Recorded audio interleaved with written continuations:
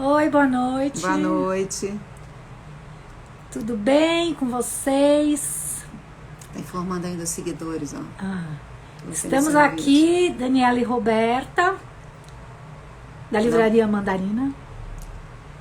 Boa noite, estão entrando agora as pessoas. A Giovana vai entrar daqui a pouquinho. Hoje a gente vai conversar com a Giovana Madalosso, que escreveu. É que o sobrenome dela é difícil de falar, entendeu? Então toda vez a gente tem que ler de novo. Eu sempre tenho que ler, é verdade. Eu também. É difícil falar o sobrenome dela. Mas você sabe que, fazendo uma propaganda aqui, veio uma cliente que é de Curitiba, aqui no fim de semana, e disse que tem um restaurante chamado Madalosso, lá é muito famoso em Curitiba. Olha aí, pra quem for pra Curitiba, tem um restaurante famoso. Madalosso. Ela falou tão assim tranquilamente o nome que agora eu tô conseguindo falar tranquilamente também. Acho que eu também já peguei agora. Madalosso. Madalosso. A Giovana, queridíssima, tá chegando. Ela escreveu Sweet Tóquio e outros. A gente vai conversar sobre as obras dela e principalmente a Sweet Tóquio. Editora Todavia. Da Editora Todavia. Uma capa bem alegre, bem... uma colagem bem louca, assim. É bonita a capa. As bem capas interessante. As capas da Todavia né? são legais.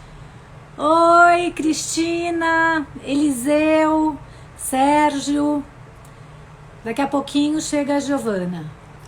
E não sei se todo mundo já leu o livro. O livro é interessante. É um livro assim que fala muito com o nosso momento contemporâneo, né, Dani? Porque assim é uma narrativa que é uma temática de agora. Então tá muito raro, né, na literatura ter temáticas de agora. Até tem, né? Até tem, mas Sim, assim, mas eu acho não que sobre essa temática. A Giovana traz em todos os três dela essa temática aí, muito do feminino, né? No feminino, essa daqui particularmente sobre a classe média alta de São Paulo. Os outros também, aliás, é uma pergunta, como que ela conhece tanto essa gente de São Paulo, curitibana? Porque aqui ela conhece bem, aqui a gente escuta frases da protagonista, a Fernanda, que é a grande executiva, né? Que você escutou já na vida real várias vezes. E da Maju, que é babá, também, né? Também. Então são frases que reverberam, assim, no nosso inconsciente coletivo, assim, no nosso inconsciente. E a gente escuta justamente no cotidiano, no dia a dia. No cotidiano, no dia a dia. Da nossa classe social, né? Lembrando disso. Ela faz esse recorte muito bom, porque ela contextualiza. Isso é incrível. Para quem não leu, a Fernanda é uma grande executiva de um canal internacional, pode ser Fox, Warner, um desses, uma grande produtora, que mora em Gianópolis, que é um bairro bem classe média alta aqui de São Paulo, né? E a Maju. Tem essa babá. E a Maju é a babá da filha dela, Cora. que tem 4 anos, né? 4 anos. Acho que é 4. Porque eu tenho uma sobrinha que chama Cora, que tem 7. Eu acho que... Não é a Cora. Essa Cora daqui tem 4 anos. Acho que ela tá entrando. Só um minutinho, gente. Aí, entrou.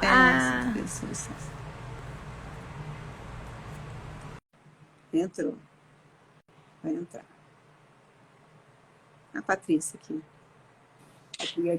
Boa noite, queridas. Ana, tudo bom? Tudo bem, Dani? Tudo bem, Roberta? Tudo bem. A gente tá com o seu livrinho aqui, ó. Tô vendo que vocês estavam, deixa eu afastar aqui um pouquinho. Eu tô vendo que vocês estavam aí discutindo a idade da Cora. Há 4 anos, né? E bingo, você venceu.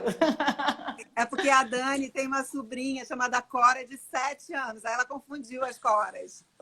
Normal. Você vê como a gente entra nos livros, né?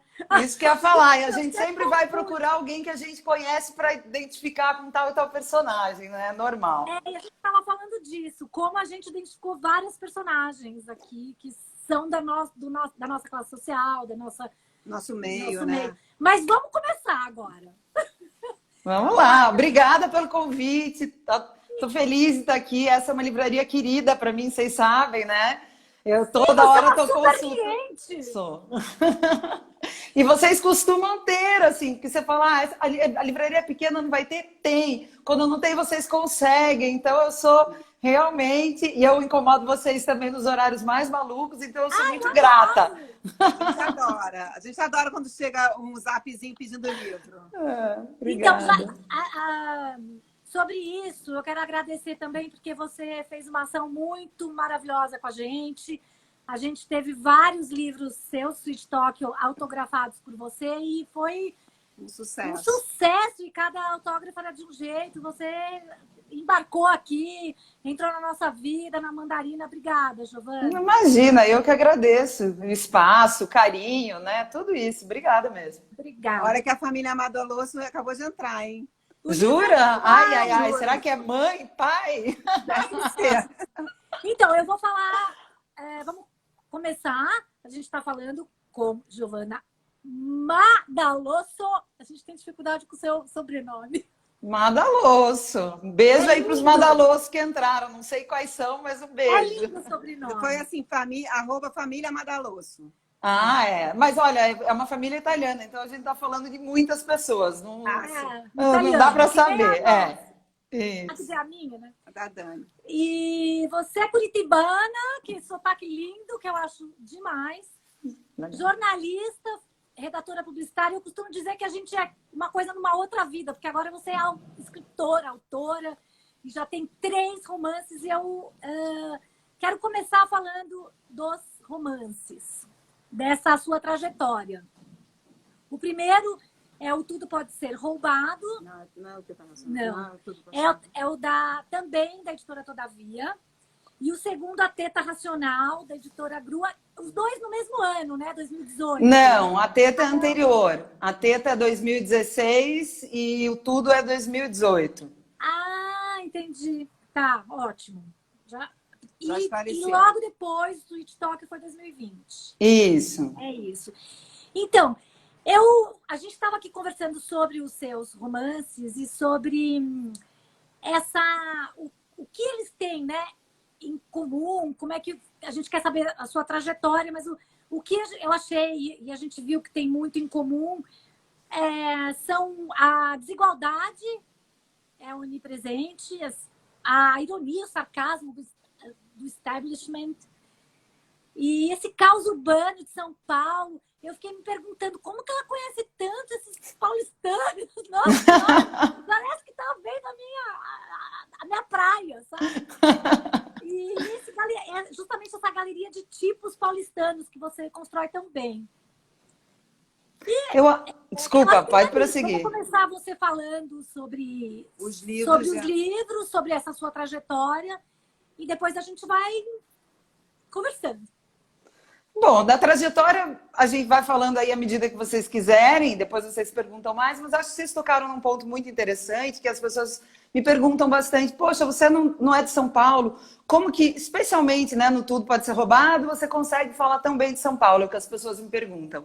E eu acho que o que acontece é esse olhar de estrangeiro, né, que no momento, eu inclusive falo que eu estou num momento muito feliz, porque o olhar de estrangeiro, esse olhar deslocado, ele é um olhar muito rico para o escritor. Né? Tanto que a gente vê também escritores escrevendo muito sobre viagens, tudo. É uma hora que quando você se desloca e desamortece o seu olhar, você consegue perceber muita coisa, costuma gerar bons textos isso.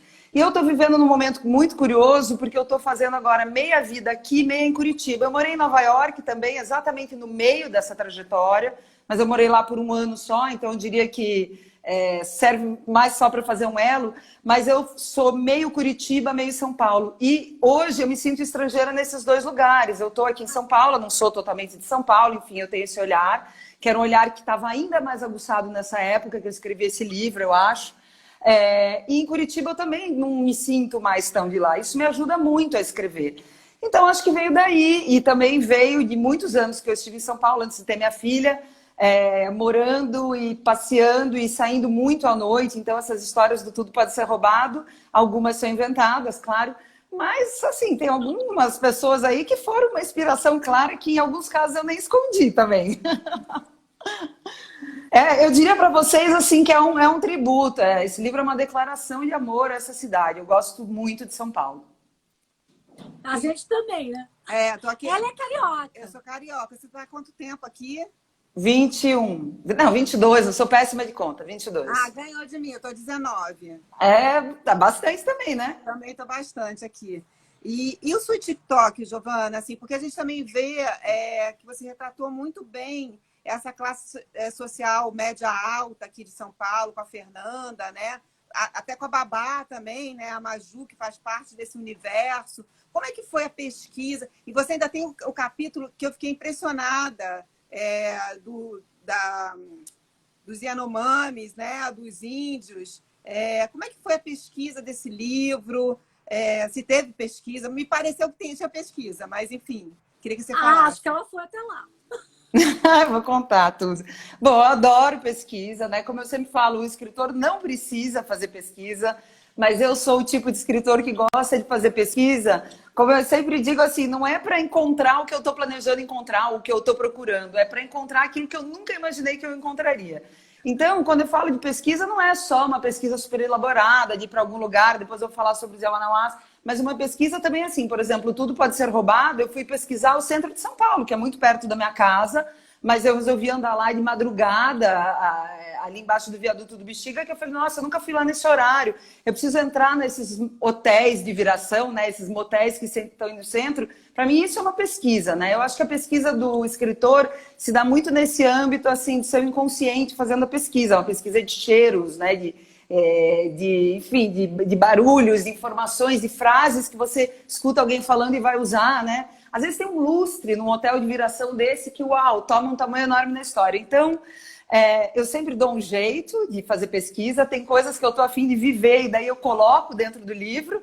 Também não vou mentir, como foi a viagem dos Yawanawás, né, que está no Sítio Tóquio, foi super curioso, porque na época que eu resolvi fazer essa viagem, algumas pessoas falaram para mim, você não tem que ir até o Acre, porque você não precisa ir tão longe. E na minha vida causou um certo transtorninho, porque sim, eu tenho uma filha pequena. Eu tenho também uma babá que cuidou dela e sou muito grata a essa babá, que inclusive também foi objeto de pesquisa, porque essa babá que cuidou da minha filha me ajudou. Eu só escrevi esse livro porque eu tive também a ajuda dessa babá a fazer essa pesquisa e outras babás que eu observei.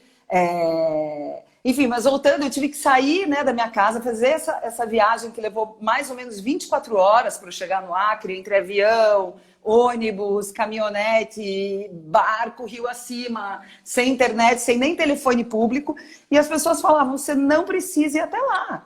Você faz isso aí, pode ser no interior de São Paulo que elas vão filmar esses animais. Mas eu gosto muito, porque, na verdade, quando você vai para um lugar desse, você abre uma porta dentro do livro para um universo e para toda uma nova gama, uma maneira de abordar assuntos que você não teria antes, né? Então, voltando, por exemplo, essa foi uma motivação de cunho pessoal, né? Eu estava há anos querendo conhecer as pajés, as primeiras pajés mulheres desse povo, por motivações feministas, por outros interesses antropológicos. E aí eu comecei a escrever o suíte, eu falei, gente, isso aqui tem tudo a ver, cabe no meu livro, então eu vou me permitir viver essa aventura, assim como tantas outras aventuras que eu me permiti viver para fazer esse trabalho. E agora eu já estou começando a pensar num novo romance. Eu poderia dizer para vocês que a parte que mais me estimula do trabalho é saber que tem várias outras portinhas que estão fechadas agora, que são mundos que eu vou passar a conhecer nos próximos meses e nos próximos anos. Talvez seja isso que eu mais ame do trabalho literário. E conta um pouquinho mais da experiência lá no Acre, então, porque você acabou de descrever exatamente o que você escreveu no livro do Caminho da Fernanda, né? Eu tô bem Fernanda, né? Você tá super Fernanda. Você descreveu exatamente, vai perdendo o celular, vai perdendo o sinal. Escreve lindamente, porque essa sensação toda a gente sente lendo, né? Eu tive a sensação de estar tomando ayahuasca lá, que estava no meio da roda, né, das mulheres. E a gente vai pesquisar também, né, para saber como que é, quem é. A gente também acaba tendo essa curiosidade, que é o máximo, né? Que bom, né? Até porque são coisas no Brasil, você vê, a ayahuasca, que tem uma importância tão grande no Brasil, ainda é uma medicina pouco conhecida, pouco respeitada. Volta e meia aparece alguém querendo caçar, né, o direito das pessoas, né, de usarem essa substância que é cerimonial, enfim. Essa é uma questão mais profunda que eu nem preciso entrar agora dos psicodélicos, que eu acho muito interessante. Mas voltando à viagem, primeiro eu cheguei lá assim, com muitas coisas que eu queria pesquisar, eu queria conversar com essas duas irmãs, entender essa questão, né? Elas passaram por um processo super complicado para se tornarem pajés. Um homem torna-se pajé de uma maneira muito mais simples, elas ficaram 9 meses, né, na mata, tendo que caçar a própria comida, se virar sozinhas para poderem ter essa posição, né, que um homem acaba conquistando bem mais facilmente. E eu cheguei com esse interesse e com essa vontade de achar esse cenário maravilhoso para o meu livro. Só que o que aconteceu quando eu cheguei lá é que eu cheguei no meio de um festival que reúne todas essas aldeias, né, lá no Rio Gregório. E na hora que eu cheguei, eles estavam cantando, dançando, fazendo as cerimônias e as brincadeiras desse festival, e eu esqueci completamente de tudo que eu tinha ido fazer lá. Eu desencanei da pesquisa, só fui conversar com a pajé no último dia. Eu esqueci do meu romance, o que foi fantástico, né? Tem uma coisa que a Olga Tokarczuk fala, que eu acho que é muito boa, né? Que é exatamente aquilo que eu estava falando, quer dizer, o escritor ele não precisa, o escritor não é biólogo, não é antropólogo, você pode realmente se desligar e você vai trazer todo o material para a hora da escrita, mesmo que você não racionalize. Então, não foi uma viagem tão diferente da viagem da Fernanda, mas eu tô sentindo. Foi em diversos aspectos. Mas, por exemplo, né, eu já tomei ayahuasca algumas vezes, mas nessa ocasião, por, enfim, uma questão de saúde, eu não pude tomar. Então, o que está no livro, né, é o cruzamento daquilo que é criado e de diversas experiências ao mesmo tempo. Sim. Vou falar um pouco da trama agora, que é uma trama... A gente fica vidrado ali, querendo saber o que vai acontecer. E ela é permeada pela imposição social. Isso total, que você tem a babá, Super. tem a patroa, que são 2 pontos de vista, as 2 mulheres, 2 vozes distintas. Eu tive a sensação de que a Fernanda ela tem mais recursos, até em como ela consegue se mostrar para nós, leitores. Até nisso, além dos recursos materiais, recurso de conseguir fazer mais reflexões, claro, porque é a Fernanda e a patroa. Isso ficou muito claro e eu achei brilhante. E também, não sei, queria que você falasse um pouco sobre... Você acha que tem ali um duelo? Como você fala dos exércitos brancos, eu tive como se as 2 estivessem, de alguma forma, duelando. Nas vozes. Nas vozes, como se fossem 2 armas, 2 vozes, assim. E justamente pela precariedade e pelo tanto que a outra tem. Como que foi fazer Tá, vou começar pela pergunta. Minha memória é péssima. Daqui a pouco eu me solto, você me puxa de novo. Vai.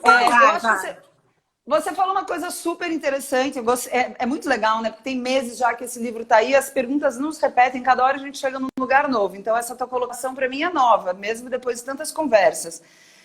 Muito legal o que você falou, porque para mim foi uma luta, assim, que eu pensava, a Maju, ela não conta, vamos dizer, com uma linguagem tão... Que palavra difícil, né? Por exemplo, a Fernanda, até na questão do humor, eu queria que as 2 tivessem humor, porque eu não sei escrever sem humor, mas eu pensava, nossa, a Fernanda ela trabalha com o sarcasmo, com a ironia, a Maju não tem, ela tem, às vezes, recursos mais limitados, e sim, porque é uma pessoa que estudou menos, que lê menos, apesar de eu colocar ela como leitora dos livros da Nora Roberts, que eu tive que fazer o sacrifício de ler, inclusive, às vezes ela tem uma linguagem um pouco mais limitada. Só que eu tinha um desafio muito grande, que é em nenhum momento fazer com que isso se tornasse uma coisa simplista, porque a Maju é uma mulher tão inteligente ou mais, tão sensível ou mais do que a Fernanda, e eu não queria de maneira nenhuma achatar ela. Então eu cheguei à conclusão que ela amor e elegância e desenvoltura do raciocínio dela, que ela poderia não usar exatamente as mesmas ferramentas em termos de linguagem, mas ela tinha que ter isso. E até quando você fala na questão do exército, já vindo daí, eu nunca quis fazer um livro que fosse mais da Fernanda, ou mesmo mais da Maju. Tanto que no começo tinha um outro caminho bem que seria mais cômodo para mim, da mesma maneira que eu podia, não precisava ter ido para o Acre, podia ter dado... Eu também poderia ter feito uma outra coisa bem fácil, num certo sentido, que é assim, eu vou narrar a Fernanda Pessoa, porque esse universo dela para mim é muito mais próximo. E eu deixo a narração das duas em pé de igualdade. Não foi fácil, né? Porque eu tive que desenvolver aí uma linguagem em primeira pessoa para cada uma, mas para dar uma isonomia para as duas, para que dentro dessa... Não sei se elas chegam a competir, mas eu queria realmente deixar elas duas em pé de igualdade para que o leitor pudesse fazer seus julgamentos. Porque, assim, primeiro, eu, em geral, não me vejo muito à vontade para julgar ninguém. Não é um livro que vem para colocar né, o dedo na... Ai, você usa babá, você não deveria fazer isso e aquilo. Eu não gosto desse tipo de pensamento, ou desse tipo de literatura. Então, sim, eu quis em pé de igualdade para cada um fizesse seu julgamento. O que eu julgo, sim, critico, sim, é uma questão mais ativa, não é uma questão individual, de subjetivo. O que eu julgo, sim, é uma questão escravocrata, é a questão das empregadas domésticas, é a questão dos direitos das empregadas, da invisibilidade da classe. Isso eu super quis pôr o dedo na ferida. Mas aí é nesse âmbito mais coletivo, como sociedade, aquilo que eu acho que a gente precisa urgentemente repensar e se organizar para fazer a mudança, né? Porque nós, mulheres, às vezes estamos subjugando outras mulheres dentro da nossa própria casa, né? Então, eu acho que essa é uma questão que precisa ser, sim, analisada. Inclusive, Sweet Talk, você falou dentro da nossa casa, esse apelido que a Fernanda dá né, vem por aí. É irônico, né? Super irônico e quer fazer a babá se sentir melhor, se sentir mais... a sua suíte é como um hotel do Japão. que é pequenininho, né? Mas todo equipado. Todo equipado, todo isso de primeiro. É uma super sacada, assim, né? Sweet Talk. Tem um lance muito curioso quando você vai lançar um livro, que eu acho, assim, só quem está dentro do processo para pensar nisso, né? Entende isso. Mas acho muito bacana que os leitores saibam que, assim, quando você vai dar um nome para o seu livro, você está escolhendo um recorte do seu livro. Porque quando a gente está falando em literatura, a gente está falando de 1000 leituras a respeito de uma obra, cada leitor vai fazer uma leitura. Tem pessoas que leem esse livro e ficam super focadas na paixão fora do casamento. Outras, a crise do casamento. Outra é a questão da babá. Outras pessoas é essa mãe que não se conecta com o filho. Enfim, dentro de um livro, a gente tem aí, não sei quanto uma pessoa pode se colocar. E quando a gente termina também de escrever e vai ter a conversa com o editor, com a editora, a gente precisa escolher um desses recortes, né? Então, esse livro, antes de bater o martelo em Sweet Talk, ele teve vários outros nomes, né? Pensando, vamos embora daqui, foi um nome que eu tinha que eu achava bonito, porque a Fernanda está tentando ir embora do casamento, da vida dela. Talk, eu falei para o meu editor, para o André Conte, eu falei, André, ele falou, puxa, mas Sweet Talk é uma coisa meio distante até, né? Não puxa tanto para esse mundo. Eu falei, mas tem um recorte de crítica social que eu acho que é a hora e o momento que a gente pode dar para esse livro. Vamos apostar nisso? A gente foi com um pouquinho de frio na barriga, porque é um nome meio assim, né?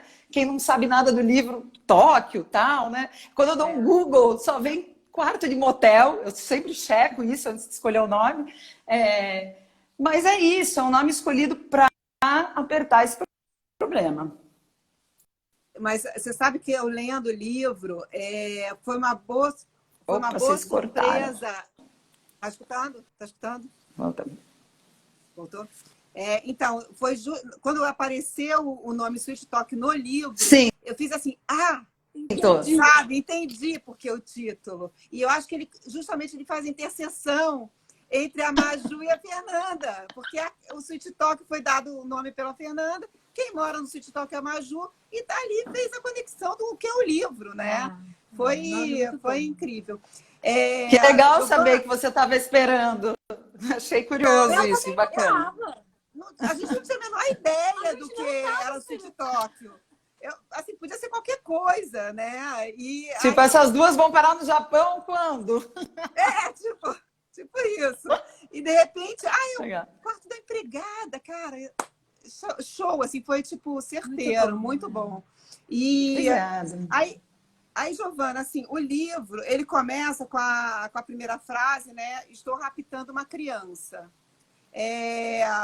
Quem já leu Canção de Niná, você já deve ter lido também, da Leila Slimani? Gente, eu tenho que falar, porque todo mundo me pergunta, eu não li de propósito, porque eu tinha muito medo de pegar. Então, esse é o. Agora já está na hora de eu ler, enfim, agora eu acabei desencanando. Eu não quis ler de medo de puxar alguma coisa. Não li, Não, porque, mas eu assim, sei, obviamente eu sei bastante do que se trata, né? É um livro importante. Mas não tem nada a ver com o seu livro. O seu livro é não. completamente diferente. Não, é. A única Não, coisa isso. é só a primeira frase que a Leila, eu acho que a gente viu a Leila em algum lugar, alguma flip da vida, e ela fala que ela se inspirou no estrangeiro, De né? Camus. Do Camus, que também é Minha Uau, Mãe que é legal. Morta, né? Sim, Então, aquele assim, começo é maravilhoso, né? O começo estrangeiro é inesquecível. que é inesquecível. E ela também faz isso, porque a Leila, ela começa, o bebê está morto, né? E você começa, estou raptando uma criança. Então, são incipits, né? Frases de início de livro bem, bem parecidas. Então, quando eu li, eu achei que estava querendo referendar, tipo, homenagear o estrangeiro e a Leila Slimani, entende? Só como Não, eu só gosto. Não, Não. é mais uma questão que eu estou sentindo agora nesse livro também, que eu chego uma coisa que eu quero meio ir direto ao ponto e depois novo, assim. Eu gosto do impacto inicial. Mas, enfim, não foi. Mas eu amo estrangeiro, imagino que vou gostar muito do livro da Leila quando ler. Não, o da Leila não tem nada a ver com o seu, assim. O dela Tem uma babá, né? tem só uma babá e uma criança, mas assim, duas crianças. Eu, Mas é mais um inquérito policial do que outra coisa. eu quero voltar nessa perpetuação escravocrata que você falou, porque eu fiquei com isso muito forte em mim. Porque eu faço parte dessa classe social, porque eu tive várias babás. Eu tenho 3 filhos, mas não pequenininho, já tá tudo adulto. Parabéns. E assim, tem uma frase que ficou soando, tudo a mesma coisa, mas um pouco diferente. Quem sequestra quem, né? Fiquei pensando nisso. Essa frase, ela ressoa muito. Tudo a mesma coisa, mas um pouco diferente. Porque o que mudou, né? Da época da escravidão. Da época da escravidão e de como as mulheres tratam as empregadas e as babás. Isso é muito bom aqui nesse livro. Que você faz a gente, todo mundo que vai ler, vai conseguir entender de fato como essa relação está se perpetuando, como essa perpetuação escravocrata. E eu queria que você falasse, isso daí sempre esteve com você, né? Sempre.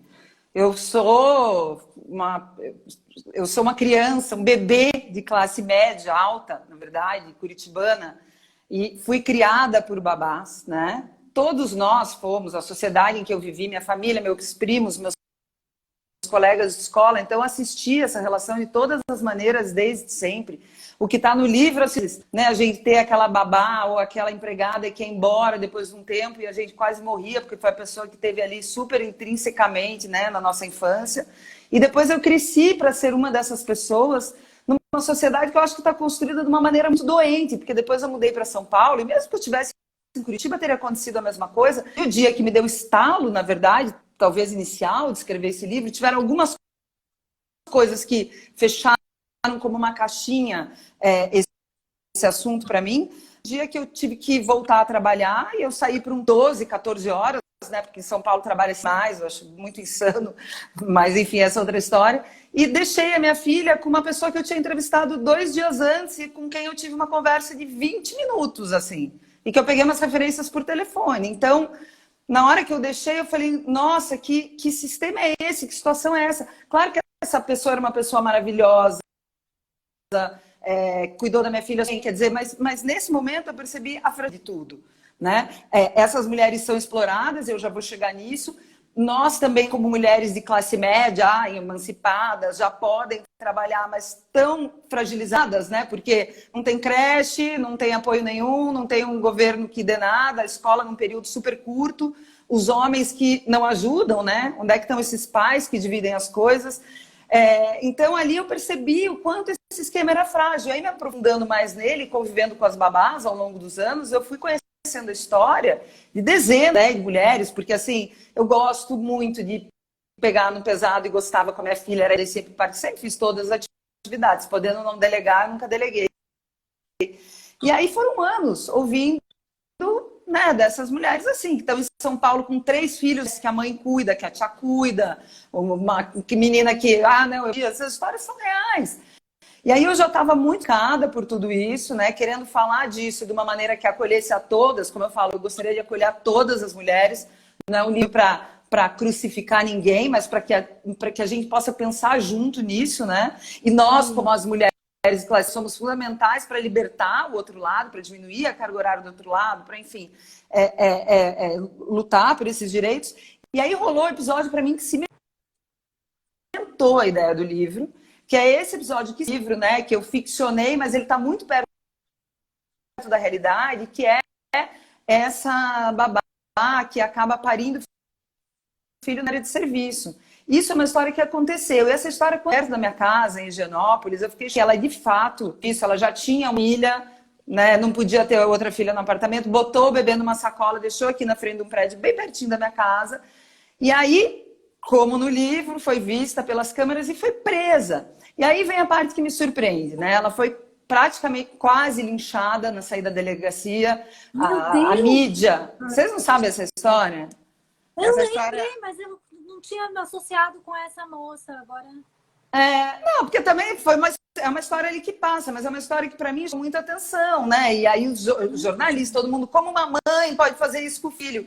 E aí eu falei, cara, que crueldade, porque essa mulher sofreu mais do que todo mundo. Por que tá perguntando do pai da criança, ou o que levou essa mãe a tomar uma atitude tão, né, dolorosa, tão radical? Então, quando aconteceu isso, esse era o livro que eu queria escrever. Eu precisava falar sobre elas, assim, estava pulsando muito isso para mim. E é muito curioso, porque quando o livro foi pronto, os meus leitores, eu tenho uns 3, 4 leitores que, né, leem tudo que eu escrevo, falaram, olha, o livro está maravilhoso, mas esse capítulo não cola. Dá um jeito nesse capítulo aí que ele está muito forçado. Eu falava, gente, é o único capítulo aqui que é real. O resto que é... Realidade é forçada, né? E pode não colar para vocês. Então, isso que eu falo, a nossa realidade, a gente perdeu tanto o pé das coisas que a gente não enxerga mais isso e acha que isso é ok, é normal mesmo, né? Quando você vê deslocado dentro da ficção, é que você se toca. Sim. Isso eu senti no livro, porque até era uma pergunta que eu ia te fazer, porque eu lembrei da história, foi em Higienópolis mesmo que aconteceu, né? E eu lembrei, e na hora que eu li essa parte, meio que eu saio um pouco da ficção, porque eu lembrei da história verdadeira e revivi tudo aquilo de novo, sabe? Porque eu também tinha ficado muito chocada na época. E não só com o fato dela, assim, o fato imediato dela ter deixado o bebê na sacola, mas foi uma necessidade dela, né? Foi um desespero dela. E foi interessante na leitura, que eu estava vindo aquela leitura ficcional e de repente veio uma coisa real. E aí eu queria que você falasse um pouco dessa técnica de escrever, trazendo coisas reais no meio, né? O Julián fez isso um pouco no Ocupação, né? No outro também. Né? Mas é que eu acho que também, no primeiro. Ocupação nos dois, eu acho. Mas ele fez isso nos dois. Sim, fez nos dois. Só que eu acho que na Ocupação ficou muito claro, porque ele foi para o 9 de julho, para a Ocupação 9 de julho, ele foi ver o prédio pegar fogo, ele teve um olhar de repórter, né? Mas ele foi para Buenos Aires também. Mas é diferente, porque ele estava vendo o passado, entendeu? Aqui ele está vendo a questão do jornalismo mesmo. A gente vai discutir agora. Eu tô adorando que vocês se dão umas cutucadas assim, tipo, eu falo. A gente é muito diferente e a gente super se complementa. É o máximo. A gente se complementa. Não, mas assim... Tô vendo. Ele fez as duas coisas, mas assim, ele teve uma visão uma experiência de jornalista, que nem você teve na aldeia, né? De lá olhar com os olhos dele, uma coisa estava acontecendo. Ele foi ver o prédio pegar fogo no centro da cidade e descreveu essa cena no livro. Né? Então, assim, como é que é escrever no meio da ficção? Você sair um pouco e escrever sobre a realidade?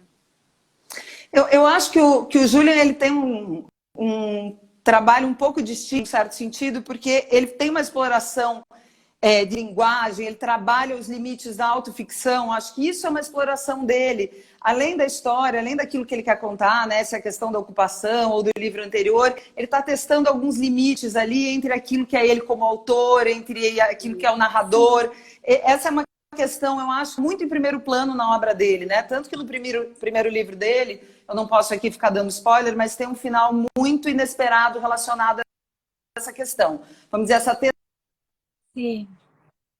testagem dos limites da autoficção, que, enfim, eu acho ele um grande escritor. É muito legal, né, isso que ele faz. Eu não tenho esse objetivo daí livros que, para mim, o meu trabalho surge, eu quero falar desse tema, eu quero contar essa história e qual é a melhor forma que vai me servir para que essa história tenha um impacto maior. Então, nesse ponto, acho que a gente está em territórios distintos e eu não sinto, daí eu não paro muito para pensar entre aquilo que é real, pesquisado e aquilo que é criado. Como eu brinco, chega num certo ponto que eu já não tenho mais muita noção, entendeu? Porque vai virando uma confusão tão grande. Agora ainda está claro para mim, mas eu acredito que daqui a alguns anos, talvez vocês se perguntem, eu já não sei, eu não sei mais isso daí, foi o que eu fiz, foi o que não sei o quê. E é muito saudável que, vamos dizer assim, que essa divisão, essa fronteira se desfaça, porque na hora que você está realmente criando, escrevendo, é importante que tudo isso de uma maneira mesmo que não importa o que é real ou não. Sim, é real agora porque está escrito dentro da tua ficção. Então, eu diria que é incorporado, para mim, a pesquisa é incorporada de uma maneira assim.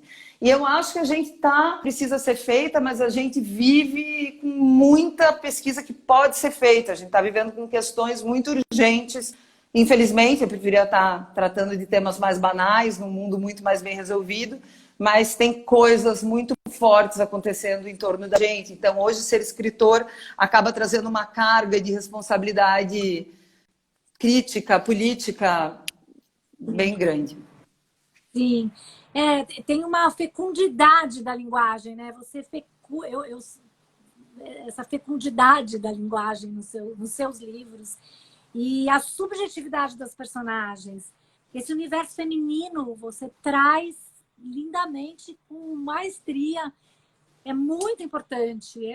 Os seus escritos, o Sweet Talk é muito importante. A gente lê todo mundo e essa subjetividade e o psicológico. Porque eu acho que tem essa coisa das duas personagens, acaba que são infelizes no amor, né?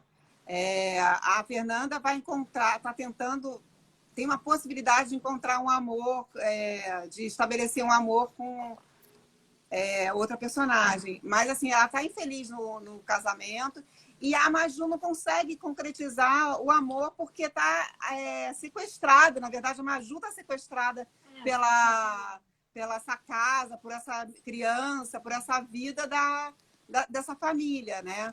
Então, assim, eu queria que você falasse um pouco mais desses dois universos, desse universo feminino que é difícil de encontrar o amor, né? Eu acho que o amor... Eu não... Oi? A culpa, porque eu sinto que a mãe se culpa muito e a babá se ilude.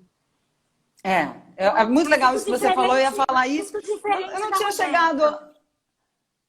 eu não tinha chegado a ligar muito, assim, uma coisa com a outra, mas, bom... Isso eu acho, independente desse livro, né? A gente vive um amor, uma ideia, né? Que não funciona. Primeiro, a gente vive já dentro desse esquema chamado casamento, que, enfim... Acho que relações amorosas longas são fantásticas, são maravilhosas, mas essa ideia de casamento, né, essa ideia de que você vai chegar em algum momento a encontrar essa união, que sempre vai dar certo e não vai ter problemas, essa coisa mágica que a gente ainda fica vendo nos filmes, ainda fica vendo nos livros, que a pobre Maju, que Eleonora Roberts, por exemplo... Imagina depois de você ler vários romances desse tipo e assistir toda uma vida de sessão da tarde desse tipo de filme, é claro que você vai virar uma mulher frustrada, porque você não vai encontrar essa relação, né? As relações longas, elas têm um preço, elas são difíceis, nada árdua. Inclusive, é uma caminhada que a gente pode escolher não fazer, né? Porque nós fomos ensinados que você tem que ter um par com quem você vai estar sempre, mas às vezes não, às vezes são pares que teremos ao longo da vida, ou novas formas de casamento que vão acontecer, que eu acho que é uma busca, né? Também a Fernanda está procurando testar isso, a Yara mostra um novo universo que é tipo, talvez você não tenha que estar com ninguém, né? A Yara prefere estar livre. Então, eu acho que tem uma discussão, sim, sobre a expectativa. primeiro como algo que vai sanar todos os nossos problemas, né? Esse imenso curativo que vai resolver todo o resto, que não vai, né? A gente sempre vai seguir, de certa maneira, incompleto. Uma ideia muito equivocada a respeito do casamento. Eu acho que a gente tem que ter um olhar muito crítico para o casamento, para uma coisa que nasceu aí justamente, inclusive, para passar propriedade, né? A gente sabe isso, está tudo lá no segundo sexo. O casamento ele nasceu para manter a mulher dentro do esquema, para legalmente, enfim. Então, assim, a gente tem que olhar para todas essas instituições com desconfiança, porque elas são, de uma certa maneira, ela tem uma tirania dessas instituições. E eu acho que esse livro mostra isso, como é difícil você estar feliz numa relação, que é o caso da Fernanda, né? Que ela tá com um homem que eu não quis vedor, que faz tudo. Eu também quis colocar um cara diferente. E o Kaká é um personagem que eu reprovo muitas coisas nele, mas por outro lado eu acho muito legal um casamento que tem essa mulher que resolve toda a parte da grana. É o cara que cuida da casa, que cuida da parte do amor, que cria a menina, esse homem muito feminino que eu coloco lá. E mesmo com essa combinação, é difícil, né? Esse casamento tão harmônico dos dois é tão harmônico que aniquila a libido. Olha como é difícil equilibrar todos esses pratos. E essa mulher, que eu acredito sim, né? Como você falou, que ela sofre muito, não só em função de ter perdido o amor dela, porque ela vive presa na Suíte Tóquio, mas porque ela também tem uma relação idealizada, né? A gente vê que até ela conhecer o Lauro, o taxista, ela nem se relaciona direito com ninguém, né? Ela está esperando aquele homem que também vai suprir tudo aquilo que nunca, na verdade, será suprido. Quem sabe só por ela mesma e num esforço bastante grande, né? Desculpa o pessimismo. Mas eu acho que é libertador. É libertador poder falar sobre as coisas, né, com uma certa franqueza, é um momento. Para mim, pelo menos. Claro. A gente vai ver umas perguntas aqui, para não ficar só nós duas. Tem a Ju Cravetes. Muito legal. Olha!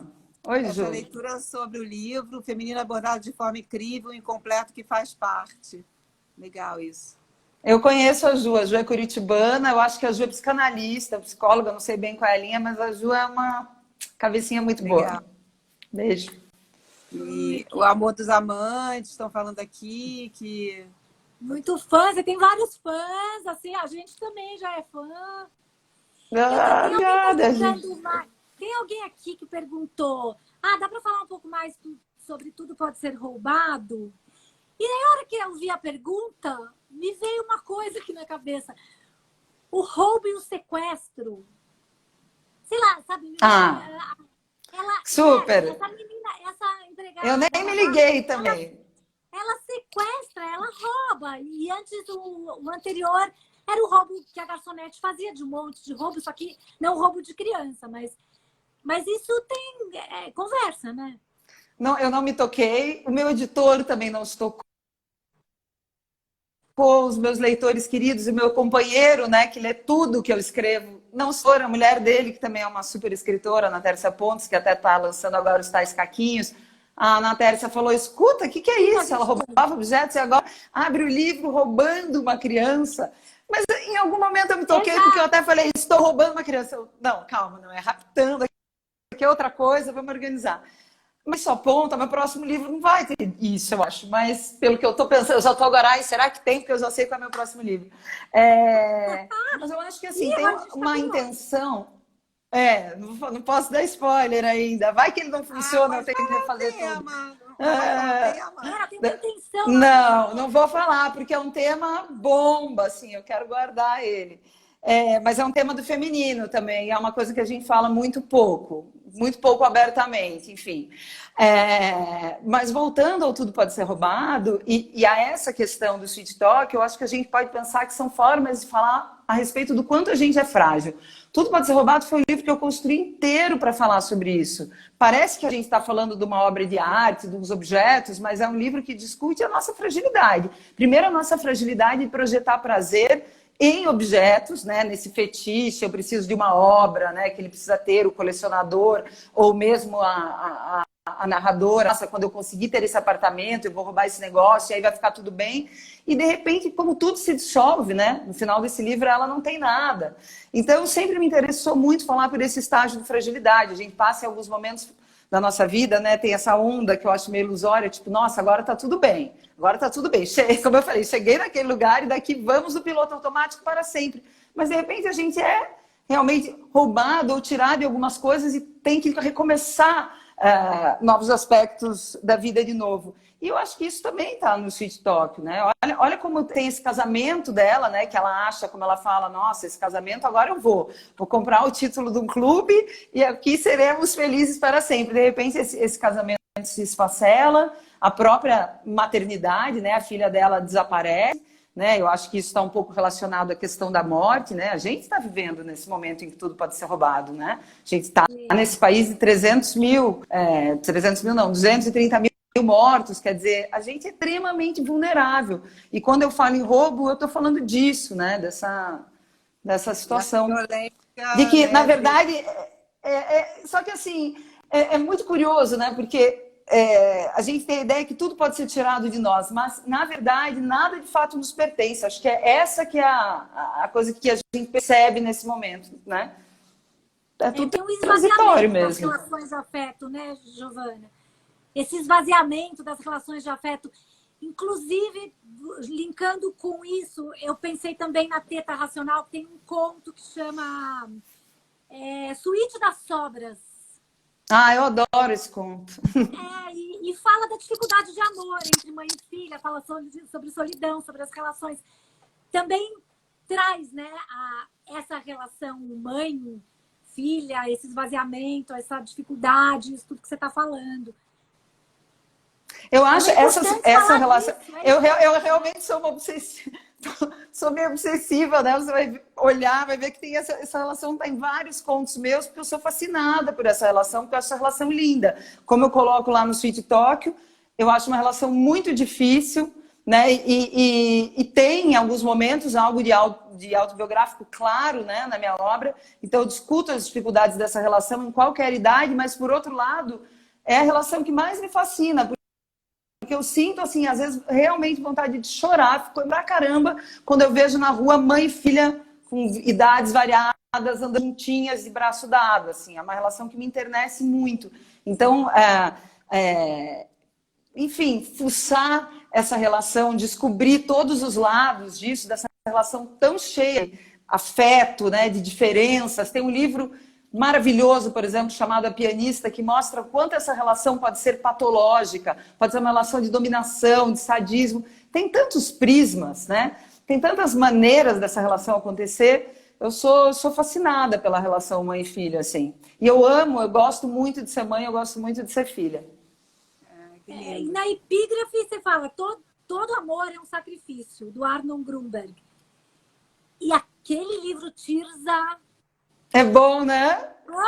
Eu li. Me lembrou muito. Eu li na Flip. Eu sei que é muito bom porque eu li na Flip. Assim, na Flip tem uma programação intensa o dia inteiro, né? Tem 1000 coisas para fazer, além da natureza, porque eu também não vou lá só para literatura, eu gosto de correr na praia.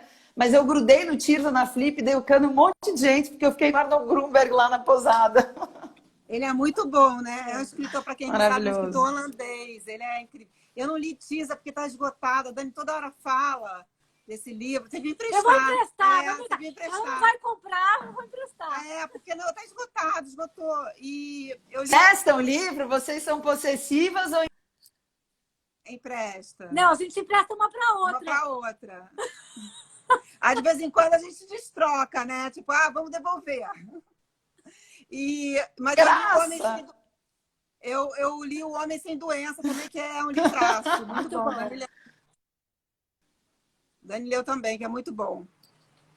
E tá caindo. Não li.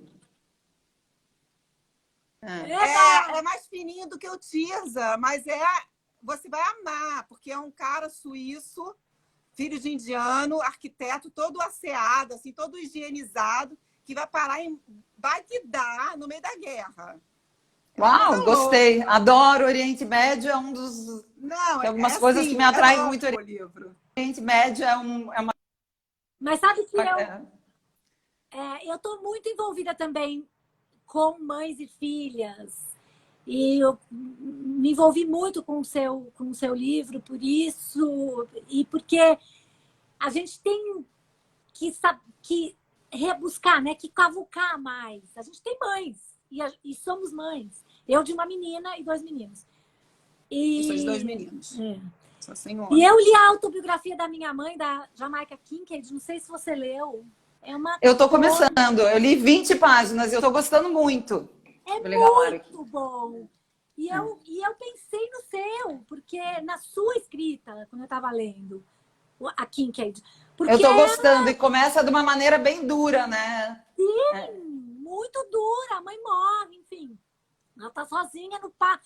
A menina já nasce sem mãe. Né? Então, me lembrou e me faz muito... Me esquenta muito, assim. Eu fico muito honrada de ler as mulheres que conseguem entrar nisso e que conseguem fazer com que a gente possa falar sobre isso, porque é muito difícil, né?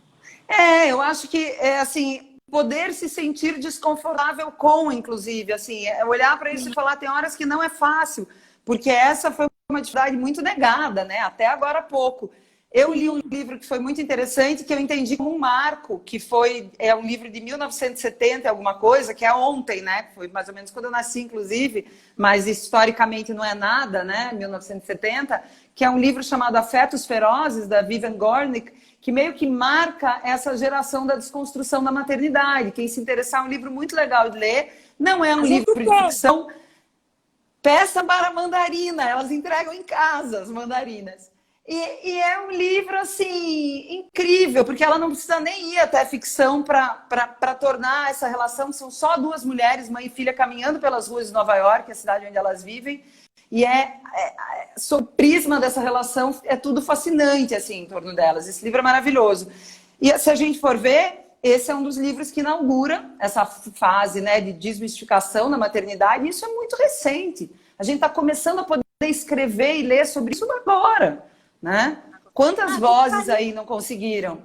E quantas grandes escritoras escreveram sobre temas universais, foram para fora de suas casas ou para outras relações distantes e às vezes não conseguiram trazer essa questão, né, tão íntima para a literatura. Tem o da Lina Meruane também, né? Contra filhos. Esse, por exemplo, esse foi um livro... Eu tenho aqui no meu escritório, eu estou no meu escritório, eu tenho um carrinho aqui que não dá para ver, tipo um carrinho de bar, sabe? Tem bebida lá na sala. Mas esse meu carrinho de bar que fica no meu escritório, eu vou colocando os livros, porque, por exemplo, quando eu estava escrevendo Sweet Talk, eu resolvi não ler ficções que caíssem num terreno muito próximo, por isso eu evitei Canções de Ninar.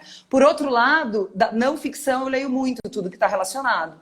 Né? E aí eu fiz uma leitura macia, não ficção, e um dos livros que eu li, que eu sublinhei muito e que foi uma boa base para eu trabalhar, foi Contra os Filhos, da Lina Meruane. Assim, tem trechos que eu lembro de cabeça, é maravilhoso, e ela inclusive fala de uma coisa que eu coloquei no livro, eu tirei de lá mesmo para romancear, que é quando a Fernanda vai numa festa de aniversário, ou está comentando sobre as outras mães, e ela fala assim, nossa, a gente percorreu todo esse caminho para se libertar como mãe, né? Para poder, enfim, sair aí, desamarrar o pé do fogão, e agora a gente cria um modelo de mãe extremamente opressiva, que é essa mãe contemporânea, que não pede ajuda para ninguém, que toda comida é feita em casa, natural, né? Não vou dar uma papinha industrializada. Os brinquedos são todos do melhor tipo, toda noite tem que contar histórias, durante sei lá quanto tempo, assim, caramba, a gente vai se colocar de novo nesse lugar tão puxado para nós. Olha como essa relação é doentia, né? Muito curioso. Assim. Total. Deixa eu te fazer uma pergunta aqui da audiência. Cortou. Uma pergunta da audiência. Ela quer que você comente um trecho de Tudo Pode Ser Roubado. O trecho é o seguinte: uma pessoa pode se vestir e se arrumar até a cabeça, mas os pés não mentem. Há algo de humano e verdadeiro nas 2 patas. Você lembra desse trecho? Eu nem sei. Lembro bem. Engraçado, todo escritor, ele tem... Eu acho que todo ser humano tem algumas obsessões a respeito delas. Vocês estão me ouvindo aí? Deu uma cortada. Tudo bem? Agora voltou. Voltou. Você vê, a questão dos pés, tá nesse trecho que eu vou comentar. E depois eu percebi que ele aparece, de certa maneira, no Sweet Talk, porque tem um momento que a Maju perde, acho que alguma começa... cai um sapatinho da Cora, e ela começa a procurar esse sapato, e ela também começa a falar sobre a questão do pé e do sapato perdido. Então, agora, tentando voltar um pouco para o Tudo Pode Ser Roubado, eu não sei exatamente porque os pés me comovem. Eu acho que isso eu falo muito lá no livro, eu sou bailarina, talvez tenha um pouco a ver com isso. Eu acho que a gente está muito distante da natureza do nosso corpo. Eu sempre observo como a gente passa dias, semanas, meses sem perceber que a gente tem um corpo, né? A gente trabalha, a gente é, né, cérebro trabalhando, produzindo, né? Vai para a loja, atende telefone, faz não sei quantas páginas e assim. E o corpo é completamente esquecido, sendo que o corpo é um universo enorme, né? Cheio de lugares e possibilidades de exploração que são colocadas muito de lado, na minha opinião. E para mim o lugar onde toda essa opressão, né, essa coisa do mental dominando o físico se coloca é na questão dos pés, porque os pés que quem nunca fez esse exercício faça em casa, de deixar o pé solto e olhar para esse músculo aqui que é o metatarso, né, que está embaixo dos 5 dedos.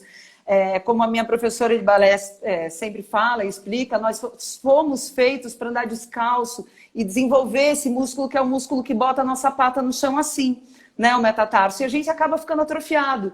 Quando você pede para as pessoas tirarem o sapato e abrirem os 5 dedos do pé, muitas pessoas não conseguem. Então, para mim, toda essa opressão que o corpo sente dentro, né, desse sistema em que a gente funciona muito como uma máquina que tem que produzir bastante todos os dias, se resume na opressão do pé dentro do sapato, né? Eu consegui me libertar um pouco, por exemplo, eu já uso agora salto só muito de vez em quando, ainda bem, mas uma imagem, por exemplo, que me comove é andar nessas regiões de São Paulo como Faria Lima e outros lugares cheios de prédio de escritório e ver as mulheres com seus pezinhos apertados dentro de um salto fino dessa altura, né, andando no petit pavé, tropeçando, para quê? Para agradar a quem?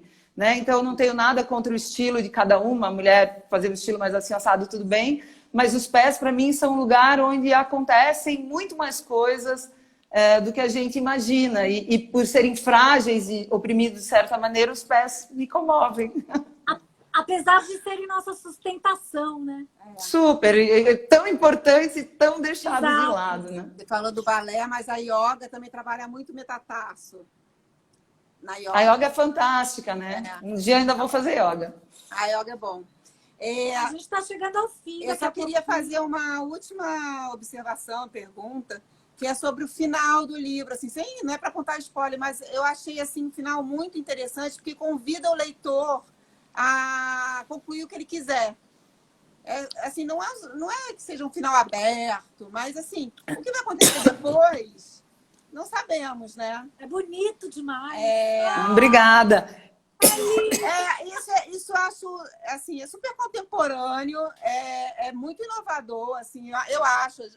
Claro que já apareceu em alguns lugares, mas eu acho que você conseguiu esse feito de convidar o leitor a, agora você continua com a história com você e faça o que você quiser, né? Então... Sim, eu acho que eu tinha, como narrativa, eu tinha um desafio que era assim, eu nunca quis demonizar a Maju, longe disso, nunca quis crucificar ela, então, num certo momento, eu falei, cara, essa mulher é tão legal. Não vai dar spoiler. É verdade. Eu sou perigosíssima. Eu tava tá achando bom. que você ia não, se você não falasse, eu ia dar spoiler, então não vou dar spoiler. Já te conheço. Ai, meu Deus do céu, é muito bocudinha, né? Então, mas enfim, o que eu acho é assim, eu tinha que achar esse final que realmente não crucificasse a Maju.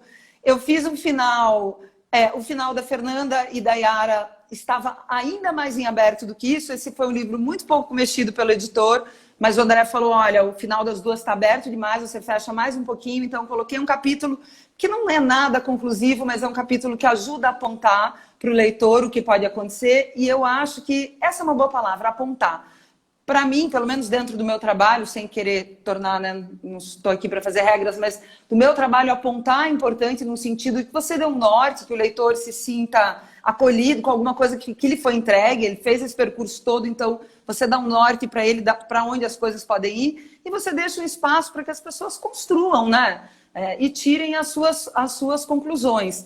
Esse é um lugar bem difícil de achar dentro da literatura, eu acho, né? Que é sempre esse lugar ou do muito vago ou do muito óbvio, ou do final muito fechado ou do final muito aberto. Então, acho que é um trabalho que busca esses lugares, sabe, de sutilezas e muito bem acertados. E eu fico feliz de saber que eu cheguei nisso, porque era para mim uma coisa muito importante ter um final que, enfim, empacotasse a coisa toda. Os capítulos curtos também, né? São Os muito capítulos bons. curtos também. A gente também escreve, não sei se você sabe. Não, A gente tenta escrever. vocês escrevem o quê? A gente fez o Instituto Veracruz, sabe? Formação de escritores, lá que a gente Muito! Eu conheço vários filhotes e professores do Veracruz. A minha amicíssima Natália Timerman, que acho que vocês vão entrevistar a Natália, é do Vera. Claro, E a minha filha é aluna do Vera. Eu sou fã do Eu Vera. fui também antes. Você Só foi? sai coisa boa de lá. Não, lá é bom, eu lá estudei é em bom. Saiu Curitiba. até uma livraria. É o E Roberto vocês Tadeu. escrevem ficção? Sim. Ficção? Ah, que legal. Eu vou esperar o lançamento. Logo mais. Vamos ver, vamos ver. Legal. Por enquanto tá por aí. Vamos ver o que acontece. E Eu acho que já tá chegando no final, né? 4 tão minutinhos. gostoso conversar com você. Deixa eu ver só adorei. se tem mais 4 minutinhos. Também adorei. Alguém tá fazendo alguma perguntinha aqui. Pessoas falando coisas muito interessantes. O nome do livro... O nome do livro é Sweet Talk. Mostra. Não é esse daquela não. Aquela do Homem Sem Doença. Ah, desculpa.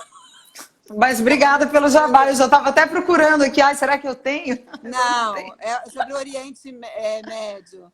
A média chata. Um abração. Coração Outro. Ama.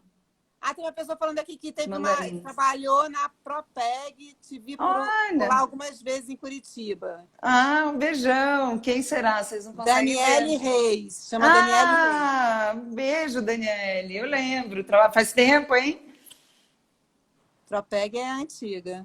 Super. Eu acho que é isso, viu, Giovana? Depois tem aqui uns comentários legais. Ai, uma delícia. A gente Muito quer você bom. aqui também um dia. Vou adorar. Não vejo a hora de ir pro presencial. Tô cansada. Agora estou naquele estágio da pandemia que eu tô cansada, esperando Posso muito. saber a idade da sua filhota? Tá fazendo 9 essa semana. Ai, parabéns! Muito obrigada. E os seus? O meu, eu tenho um de 19, uma de 20 e um de 30. Ah, uai, que legal!